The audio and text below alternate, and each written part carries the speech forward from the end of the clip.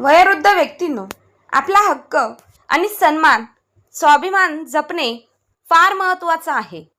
जर त्याच गोष्टीला आपली मुलं, सुना जर तडा देत असतील तर त्यांना योग्य वेळी समज देणं फार महत्त्वाचं आहे. ते कसं आज आपण कथेमध्ये जाणून घेऊया. ए म्हातारे, घे 2 दिवस मौज मजा करून घे. काय खायचं प्यायचं नाश्ता करायचा तो फक्त पाहुणे घरात आहे तोपर्यंत. नंतर पहा तेच तुझे दिवस कसे येतात. पाहुणे गेल्यावर तुला चांगलंच वठणीवर आणते. सून सासूला खूप त्रास देत होती. मग सासूने आपला हक्क दाखवत कायद्याच्या अधिकाराने सुनेला आणि मुलाला कसा धडा शिकवला ते नक्की आज आपण कथेमध्ये पाहूया. आज घरात पाहुणे आले होते आणि पाहुण्यांना पाहताच सुनेचा नाटकीपणा सुरू झाला. सून राधा शांताताईंसाठी नाश्त्याचे ताट सजवून घेऊन आली, पण शांताताईंना सुनेचा हा खोटारडेपणा लगेच जाणवला. त्यांचा स्वाभिमान जागा झाला. त्यांनी त्या नाश्त्याला हात देखील लावला नाही. नाश्त्याचे ताट मागे सरकट कठोरपणे म्हणाल्या, सुनबाई, मी म्हटलं ना की मला भूक नाही, तर तुला समजत नाही का? मी काहीच खाणार नाही. मला हे सगळं तुझं नाटकी वागणं लक्षात येत आहे. शांताताई रागाने म्हणाल्या, पण तरी राधा त्यांच्या रागाला दुर्लक्ष करत नाटकं करत काळजी सुरत म्हणाली, आई, तुम्ही जर नाश्ता केला नाही तर मीही खाणार नाही. हे ऐकताच शांताताई चांगल्याच चिडल्या. आये सुनबाई, आता पुरे झाला तुझा हा खोटारडेपणा आणि हात दिखावापणा. सगळ्याच गोष्टींची एक मर्यादा असते. शांताताईंना चांगलंच कळून चुकलं होतं. आपली सून आत्ता सासूला दाखविण्यासाठी इतक्या मधुर आवाजात बोलतीये, नाहीतर रोज तर तिच्या आवाजात टोचणारे काटेच असतात. इकडे राधा मनात विचार करत होती, फक्त 2 दिवस कसे तरी निघून जावेत, मग आत्या आणि मामाजी गेल्यावर ह्या म्हातारीशी कोण एवढं चांगलं बोलणार आहे आणि कोण तिची सेवा करणार आहे. शांताताईंनाही आता सुनेच्या मनातले विचार आणि तिची पुढची योजना पूर्णपणे समजून चुकली होती. ती अजून काय बोलणार इतक्यात त्यांचा नातू धावत आला आणि शांताताईच्या गळ्याला बिळगला. आपल्या लाडक्या छकुल्याचा प्रेमळ स्पर्श मिळतात शांताताईंचे हृदय वितळलं. छकुल्याने त्यांच्या गालावरून हात फिरवत गोंडसपणे म्हटलं, आजी, तुम्ही लवकर खा ना. मग तुम्हाला मला गोष्ट सांगायची आहे. माझ्यासोबतच खेळायचं देखील आहे. जर तुम्ही नाश्ता केला नाही तर मीही खाणार नाही. हां, तेव्हाच बाजूला बसलेल्या शांताताईंच्या नंदेने म्हणजे सुचित्राताईंनी म्हटलं, अगं वहिनी, सुनबाईशी तुमचं थोडंसं चालूच असतं. आता लवकर नाश्ता करून टाका. शांताताईंना अखेर मान्य करावं लागलं, कारण एक तर त्यांचा लाडका नातू स्वतः आग्रह करीत होता आणि दुसरं म्हणजे त्या आपल्या नणंद सुचित्रा समोर त्रासदायक किंवा हट्टीपणा सुद्धा दाखवू इच्छित नव्हत्या. कारण सुचित्रा अशा एकट्याच व्यक्ती होत्या ज्या नेहमी त्यांना पाठिंबा देत होत्या. नाहीतर उरलेले सगळे नातेवाईक तर मुलगा आणि सुनबाईसाठी महागडे गिफ्ट्स व पैसे घेऊन आपल्या बाजूला वळाले होते. त्यांना सुचित्राताईंना म्हणाल्या, तुम्ही ह्या ना दीदी एकत्र नाश्ता करू. त्यांच्या आग्रह खातर सुचित्राताई त्यांच्याजवळ बसल्या आणि दोघी जणी नाश्ता करू लागल्या. इकडे राधा खूप आनंदी झाली होती, कारण किमान आत्यासमोर तरी तिची छाप चांगली पडली होती आणि सासूबाई काही बोलू शकल्या नव्हत्या. नाश्ता करताना सुचित्रा म्हणाली, खरं सांगू वहिनी, तुझ्या सुनबाईत दुसरे काही गुण असो किंवा नसोत, पण एक गोष्ट नक्की, ती आता खूप छान प्रकारे स्वयंपाक करायला लागली आहे बरं का. हो ना दीदी, आणि लोकांना मूर्ख बनवण्यात सुद्धा ती खूप हुशार आहे. शांताताईच्या आवाजात नकळत एक वेदना आली, जी सुचित्राताईंना अगदी स्पष्ट ओळखली. पण त्यांनी मुद्दाम दुर्लक्ष करत जेवणाची स्तुती करायला सुरुवात केली, कारण त्यांना आता पुन्हा एकदा सासू सुनेमध्ये वाद होऊ द्यायचे नव्हते. सुचित्राताईंनी प्रेमाने आपल्या वहिनीला स्वतःच्या हाताने घास भरवत म्हटलं, खरंच वहिनी, कदाचित आज भाऊ आज असता तर किती हयात असता तर कुटुंबाला पाहून त्यांना किती आनंद झाला असता आणि या खट्ट्या नातवासोबत खेळून किती मजा वाटली असती ना. शांताताईंनी शांतपणे उत्तर दिलं, बरं झालं दीदी की ते ह्या जगात नाही, नाहीतर आज ते हे माझ्यासारखे रडत बसले असते आणि आपल्या माणसांकडून फसवले गेल्यामुळे आतून पूर्णपणे तुटून गेले असते. आज शांताताईंच्या मनात कडवटपणा काही केल्या संपत नव्हती. गेल्या 2 वर्षात त्यांनी खूप काही सहन केलं होतं, जे त्यांच्या नवऱ्याच्या हयातीत त्यांनी कधीच सहन केलं नव्हतं. आज त्यांच्या नकळत त्यांच्या तोंडून अनेक तक्रारी निघत होत्या, ज्या सुचित्राताई स्पष्ट समजू शकत होत्या. त्या फक्त इतकं वाट बघत होत्या की त्यांना वहिनीसोबत थोडा एकांत मिळावा, जेणेकरून त्या त्यांच्या वहिनीच्या मनातील व्यथा समजून घेऊ शकतील. त्यामुळे त्या अगदी हळू आवाजात म्हणाल्या, काही नाही वहिनी, असं गोंधळून जाऊ नका आणि आधी नीट नाश्ता करून घ्या. रात्री आपण दोघी ननंद भाऊजाया मस्तपैकी गप्पा मारू. शांताताई आणि सुचित्राताईंच्या नात्यात खूप आपुलकी आली होती. जेव्हा शांताताई नव्या नवरीनी म्हणून घरात आल्या होत्या तेव्हा सर्वात आधी त्यांचं नातं सुचित्राताईसोबतच घट्ट झालं होतं आणि ते नातं आज तागायत तसंच टिकून होतं. सुचित्राताई अजूनही त्यांना थोडं हलकं करण्यासाठी म्हणाल्या, बसा वहिनी, हसूया जरा, तुम्ही आनंदी राहा, आम्हाला दुसरं काही नकोय. हो, पण शांताताईंच्या मनात काहीतरी होतं जे उफाळून यायचं होतं. त्या राहावल्या नाहीत आणि म्हणाल्या, बस दीदी, फक्त तुम्हीच एकटे आहात ज्या खरंच माझ्या सुखासाठी विचार करता. इथे बाकी इथले काही सगळे लोक फक्त एवढेच पाहतात की म्हातारी कधी मरतीये आणि सगळी मालमत्ता आमच्याकडे येतीये. बस करा वहिनी, हे सगळं विसरून जा, जर काही छान गोष्टी करूया. अनुभवी आणि समजूतदार सुचित्राताईंनी राधाचा चेहरा बदलताना पाहिला होता, म्हणून त्यांनी लगेच विषय बदलण्याचा प्रयत्न केला. त्यांनी वरून खूप प्रेमाने राधाला म्हटलं, सुनबाई, 2 कप चहा घेऊन ये, तुझ्या हाताचा चहा पिऊन पाहूया. पण त्या क्षणी राधाला त्यांच्या बोलण्याकडे लक्ष ठेवायचं होतं, म्हणून तिला तिथून उठवायचं वाटत नव्हतं. पण आता सुचित्रा आत्यांची थेट सांगितलं होतं, त्यामुळे तिला उठावंच लागलं आणि तिला सुचित्रा आत्यांच्या नजरेत चांगली सून म्हणून सिद्धही व्हायचं होतं. मन मारून तीही चहा बनवायला तयार झाली आणि निघून गेली. पण इकडे सुचित्रा आत्यांच्या मनात काहीतरी विचार येत होते जे त्यांना त्यांच्या वहिनीला विचारायचं होतं. पण अजूनही बैठक खोलीत पवन आणि मामाजी बसले होते, त्यामुळे योग्य तो क्षण नव्हता, म्हणून त्यांनी सध्या थोड्या औपचारिक गप्पा सुरू केल्या. पण तेवढ्या शांतताई म्हणाल्या, दीदी, हल्ली ना अगदी लहान सहान गोष्टीतही रडू येतं हो. काय होतंय मला काहीच समजत नाही, कशातच आनंद वाटत नाही. एक हा माझा नातू आहे, त्यालाच बघून जगतीये, पण सून तर यालाही माझ्याजवळ येऊ देत नाही. तू आलीयस म्हणून तो थोडा वेळ माझ्याकडे राहतोय, नाहीतर सगळा वेळ तर तिनेच त्याला चिटकवून ठेवले. जरूर मी काही डायनच आहे आणि माझ्या नाताला खाऊनच टाकेन. हे सगळं सांगताना शांतताईंना आश्चर्य वाटलं की सुचित्रा यांनी यावर काहीच प्रतिक्रिया दिल्या नाही. त्यांना काहीच धक्काही बसला नाही की सून त्यांच्याशी असं वागते आणि नातवापासून दूर ठेवते. पण सुचित्राताई खूप समजूतदार आणि व्यवहारशील होत्या. संयुक्त कुटुंबात त्यांनी अनेक प्रकारचे नाटकं पाहिले होते, म्हणून त्या अजूनही काही बोलू शकत नव्हत्या, गोष्ट वाढवू इच्छित नव्हत्या. सुचित्राताई त्या काळात शिकलेल्या बायकांपैकी एक होत्या. त्यांच्या गावात त्या सर्वात आधुनिक ग्रॅज्युएट झालेल्या महिला होत्या, त्यामुळे गावात त्यांचा तेवढाच आदरही होता. पण आता ह्या घरात सुद्धा त्यांचं वजन होतं.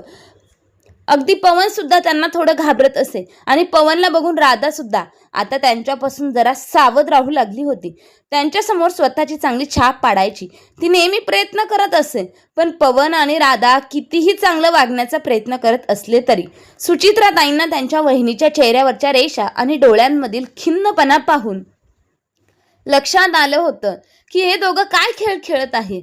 पण त्या काहीच बोलू शकत नव्हत्या, फक्त परिस्थिती बिघडू नये म्हणून सतत वातावरण हलकं ठेवण्याचा प्रयत्न करत होत्या. त्यांच्या वहिनी शांतताईंचा मूड चांगला राहावा म्हणून त्या अधूनमधून हसतही होत्या. त्यांना माहीत होतं की त्या स्वतः तर परत नवऱ्याजवळ आपल्या घरी निघून जातील, पण वहिनीला इथे राहावं लागणार आहे मुलगा आणि सुनबाई सोबत. त्यामुळे त्या जास्तीत जास्त प्रयत्न करत होत्या की सासू आणि सून यांच्यात जास्त कडवटपणा येऊ नये. रात्री झोपताना सुचित्राताईंनी आपल्या वहिनीला विचारलं, वहिनी, तुमचे कंगन कुठे गेले? इतका ऐकताच शांतताईंच्या डोळ्यात पाणी आलं. काय झालं सांग ना वहिनी, तुम्ही रडत का आहात? काही झालं आहे का? तेव्हा दीदी, त्या कंगन, त्या बांगड्यांची गोष्ट ही एक मोठी वेदना आहे. ठीक आहे वहिनी, सांगायचं नसेल तर राहू द्या, पण रडू नका. तुमचं रडणं आम्हाला खूप दुखावतं. अहो दीदी, माझं हृदय तर त्या दिवशीच तुटलं होतं जेव्हा माझ्या मुलाने जबरदस्ती माझ्या बांगड्या उतरून घेतल्या होत्या. हे काय सांगता वहिनी, पण असं कसं करू शकतो? आणखी काही विचारून करू की नका? दीदी, ही सुनबाई जी तुम्हाला खूप सरळ वाटते ना, ती फार हुशार आहे, त्यामुळेच आणि स्वार्थी देखील आहे. त्यावेळी आपल्या माहेरतीला दाखवायचं होतं की तिचे सासर किती श्रीमंत आहे, म्हणूनच तिने पूर्वजांनी दिलेले दागिने मागून घेतले. म्हणाली की लग्न झाल्यावर परत करते, पण आज 8 महिने झाले लग्नाला. सुचित्राताई मध्येच बोलल्या, म्हणजे तिने परत दिलेच नाही? अगं, त्यानंतर तर अशी गोष्ट झाली की सांगायची सुद्धा इच्छा होत नाही. ती म्हणते की दागिने चोरीला गेले आणि मला अजूनही विश्वास बसत नाही की हे खरं घडलंय. म्हणजे काय वहिनी, चोरी कुठे ठेवली होती? दागिने असं तर नाही ना की सगळे दागिने हडप करून मगच चोरीचं खोटं कारण दिलं? हे सगळं खूप काळजीपूर्वक रचलेलं होतं. इतकंच काय, पण पवन तर माझ्या बँक खात्यात सुद्धा बदल करून घेतला आहे. नॉमिनीच्या जागी स्वतःचं नाव घातलं आणि माझ्यासोबत जॉईंट खाते करून घेतलं. शांताताईंचा गळा भरून आला. सुचित्राताई उठल्या, त्यांच्या जवळ गेल्या आणि त्यांना मिठी मारून म्हणाले, वहिनी आता पुरे झालं खूप. तुम्ही रडायचं नाही, उलट आता मजबूत व्हायचं आणि दोघांना त्यांच्या ह्या कृत्यासाठी पश्चाताप करावा लागेल असे काहीतरी करा. शांताताई डोळे पुसत म्हणाली, काय सांगू दीदी, मुलगा घरी येण्याआधी सुनबाई मला एक पोळी खाऊ घालते आणि म्हणते की आता मात्र झोपा, आणि स्वतः मात्र नवऱ्यासोबत झणझणीत जेवण बनवून खाते. जेव्हा पवन विचारतो की आई जेवली का, तेव्हा म्हणते हो, आईला आई हेच जेवली आणि हेच दिलं होतं, ती आता झोपली आहे. मुलगा निवांत झोपतो आणि मी माझ्या खोलीत त्या जेवणाच्या वासावर समाधान मानते. मी माझ्या खोलीत चादर ओढून गुपचूप रडत राहते की आता माझ्यावर इतके वाईट दिवस आले आहे की पोटभर जेवण सुद्धा नशिबात नाही.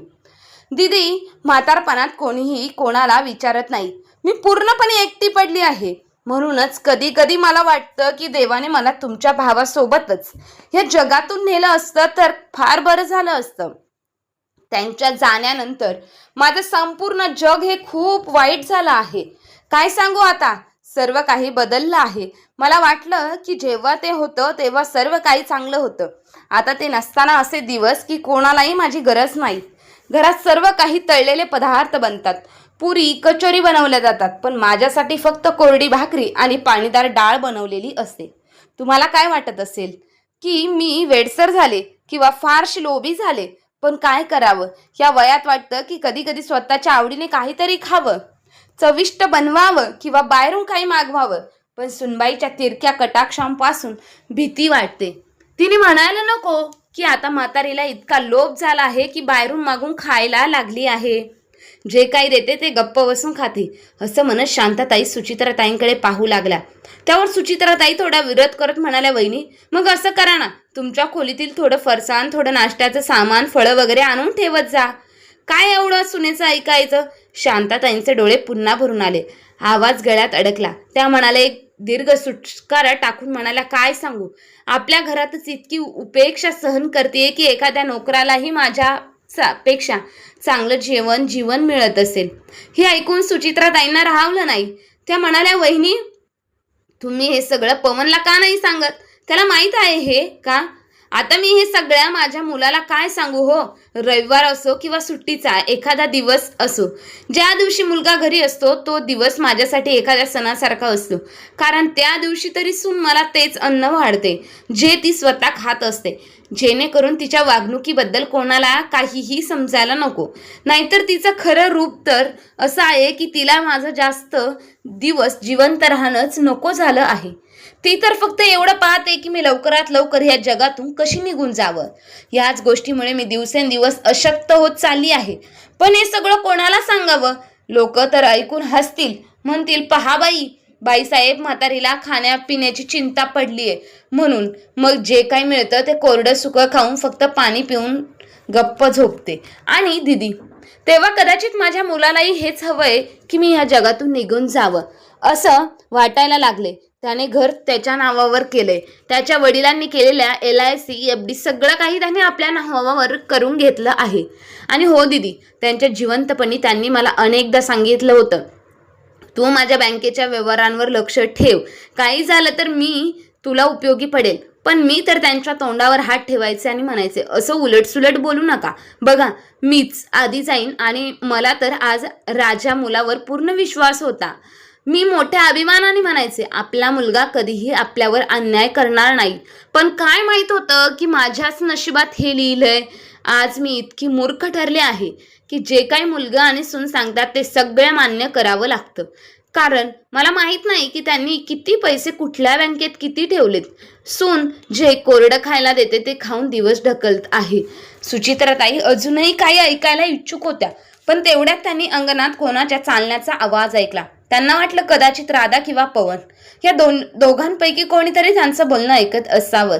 त्यामुळे त्यांनी मुद्दाम थोड्या मोठ्याने म्हटलं, आता खूप गप्पा झाल्या वहिनी, आता आपण उद्या बोलू. झोपायचा प्रयत्न करा. पण त्यांच्या बोलण्याकडे दुर्लक्ष करत शांतताई पुन्हा बोलू लागल्या. हो दीदी, पण जर तुम्ही सुनेला फार कठोर बोललात तर तुम्ही गेल्यावर ती मला अजून त्रास देईल. काय आहे ना, मला तर त्यांच्या सोबतच राहावं लागणार आहे ना. जर फार जास्त बोललात तर उद्या ते दोघं माझ्यावर आणखी अत्याचार करतील. चिंता करू नका वहिनी, सगळं काही माझ्यावर सोडा. आपण उद्या यावर सविस्तर बोलू आणि दोघांनाही सांगावंच लागेल की ते चुकीचं करताय. आता झोपायचा प्रयत्न करा, सुचित्राताई म्हणाल्या. पण शांताताईंच्या डोळ्यात कुठे झोप होती. त्या फक्त हा विचार करत होत्या की उद्या काय होणार. दीदी जर फार काही बोलल्या तर समोरून भांडणच होईल की काय होईल, त्या हाच विचार करत राहिल्या आणि कधी झोप लागली त्यांना कळालंही नाही. शांतताई झोपी गेल्यानंतरला सुचित्राताई फार हळूच आणि काळजीपूर्वक उठल्या आणि आपल्या नवऱ्याच्या खोलीत जाऊन झोपल्या. तिथे जाऊन त्यांनी महेशरावांना हळूच हलवून उठवलं. महेशराव घाबरत उठले. काय झालं सुचित्रा, तू अजून झोपलेली नाहीस? अहो ऐका ना, मला तुमच्याशी एक फार महत्त्वाचं बोलायचं आहे, ताई म्हणाल्या. आणि काही वेळातच त्यांनी शांताताईंचा मुलगा आणि सुनेच्या सगळ्या वागणुकीची माहिती महेशरावांना दिली. तेव्हा दोघांनीही ठरवलं उद्या सकाळी काय करायचं आणि कसं करायचं. दुसऱ्या दिवशी सकाळी नाश्त्यानंतर महेशरावांनी पवनला विचारलं, पवन, आज तू तुझी गाडी घरी ठेवू शकतोस का? आज ऑफिसला खाजगी टॅक्सीने किंवा कॅबने गेलास तर बरं होईल. आज मी आणि तुझी आत्या बाजारात जाऊन येतो आणि वहिनींसाठी थोडं फिरून आणतो. हे ऐकताच पवनसाठी जणू काही स्फोटच झाला.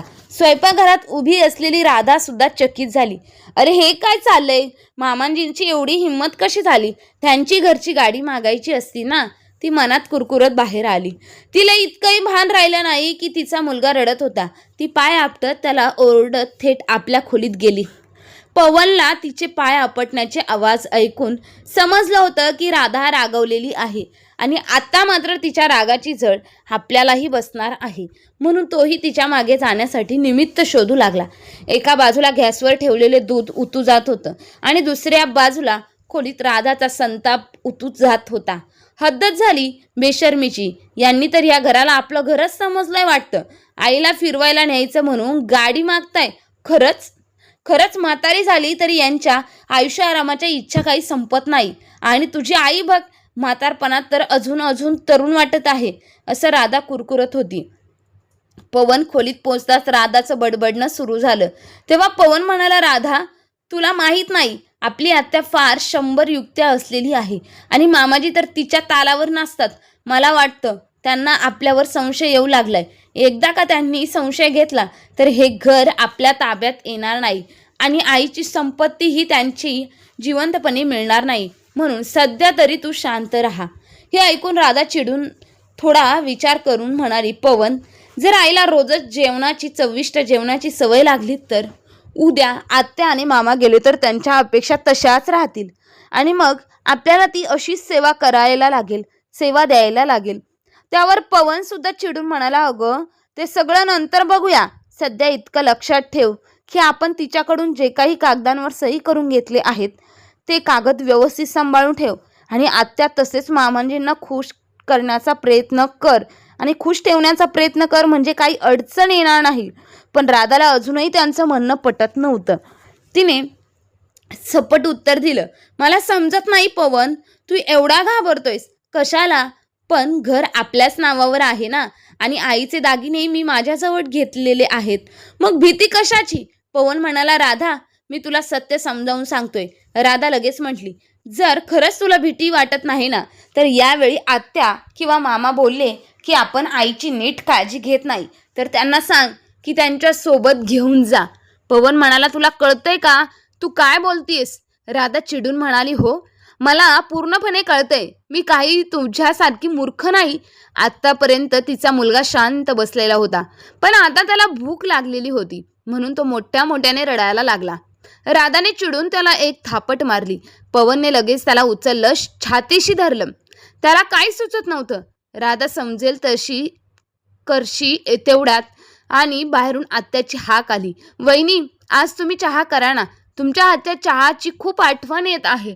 हे ऐकून राधा पुन्हा संतापली आणि पवनला म्हणाली, मी विचारते की आत्या आमच्या घरात भांडण लावायला आलेल्या आहेत का? कधी फिरायला, कधी पराठे, आता चहा म्हणजे आईला पूर्ण बिघडूनच टाकणार. पवन तिला समजावत म्हणाला, थोडं हळू बोल राधा, ते लोक ऐकतील. राधा म्हणाली, तुला घाबरायचं आहे ना तर घाबर, मी नाही घाबरणार. तेवढ्यात आत्या खोलीत शिरल्या आणि म्हणाल्या, बरोबर म्हणतेस सुनबाई, तुला काय घाबरायची गरज आहे ग? तू तर तुझ्या सासूला घाबरवलंय ना. आधीच हे ऐकून राधा रंग बदलत म्हणाली, आत्या, मी त्यांना वेगळ्या कारणासाठी बोलत होते. तुम्ही चुकीचा अर्थ काढलात. आई का घाबरतील? मी त्यांचा आदरच करते. की तेवढ्यात बाहेरून शांताताई आत आल्या. आज त्यांना कुठून तरी खूप ध्येय मिळालं होतं. कदाचित सुचित्राताई आणि महेश रावांची साथ मिळाली म्हणून. त्यांनी ठाम आवाजात सांगितलं, बस झालं सुनबाई नाटक. खोटं बोलणं आणि नाटक करायलाही काही मर्यादा असतात. मी काही बोलत नाही म्हणून तुझी हिंमत वाढत चालली आहे. पण लक्षात ठेव, ज्या घरावर तू इतका अभिमान करतेस ना, त्या घरावर संपूर्ण खर्च मी केलेला आहे आणि त्यानुसार हे घर पवन आणि तुला मिळणार आहे. पण लक्षात ठेव, मी जिवंत आहे तोपर्यंत हे कोणालाही मिळणार नाही. क्षणभर खोलीत पूर्णपणे शांतता पसरली. फक्त लहान मुलाच्या रडण्याचा आवाज ऐकू येत होता. तो धावत आजी आजी म्हणत शांतताईंच्या मिठीत गेला. त्यांनी त्याला प्रेमाने उचलला आणि राधाला म्हणाल्या, मी माझ्या नातवाला घेऊन चालले आहे. तुम्ही पण ह्या. आज मी स्वतः चहा करणार आहे. माझ्या हातच्या चहाला खूप दिवस झाले आहे. आज त्यांच्या आवाजात ठामपणा होता, वागण्यात आत्मविश्वास होता. थोड्या वेळाने पवन आणि राधा बाहेर आले. शांताताईने प्रेमाने त्यांना चहाचा कप दिला. काही वेळापूर्वीच कठोर किंवा भांडण त्यांच्या चेहऱ्यावर कुठेच नव्हतं. कदाचित त्यांच्या ह्या मायेने प्रभावित होऊन राधाने धीटपणे म्हटलं, माफ करा आई, आमच्याकडून फार मोठी चूक झाली. त्यांना वाटलं होतं की शांताताई सगळं विसरून त्यांना माफ करतील आणि मिठीत घेतील. पण यावेळी शांताताई एक आई तर होत्याच होत्या, पण त्याचबरोबर आपल्या हक्कासाठी जागृत झालेली एक स्त्री देखील होत्या.